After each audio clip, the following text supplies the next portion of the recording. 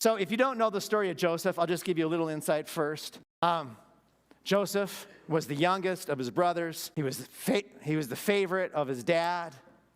And his brothers didn't like him because he was the favorite. So they decided they were going to kill him. One of the brothers was like, yeah, I don't think we need to take it that far. How about we just, throw him in a pit?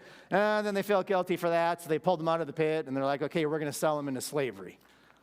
So that's where we pick up. Joseph named his firstborn Manasseh and said, it is because God has made me forget all my trouble and all my father's household.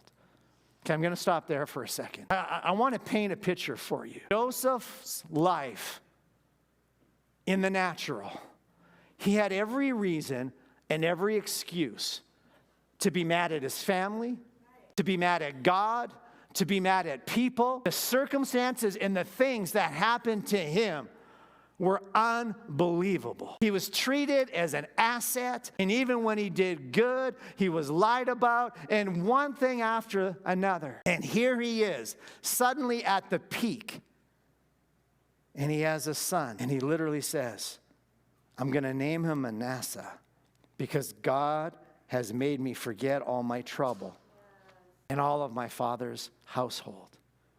Here's what I want you to understand. He just said, God. God has made me forget all my trouble. In other words, when he just let go of all that and focused on God, God filled him with everything he needed, and it was God who made him forget all of that. That is something that God has the power to do. He says in verse 52, he had another son. The second son he named Ephraim, and said, it is because God has made me fruitful in the land of my suffering. So not only is he saying God has erased my mind from all the hurt and the pain, but in some of the hardest seasons of my life, God has brought forth fruit. I'm telling you, some of the hardest things you go through are the seasons where you grow the most. That's where God can do the most, where you dig down the deepest and you just grab a hold of God like he's your everything. And then you see the fruit. But God did it. And God still has that ability to do it. But unless you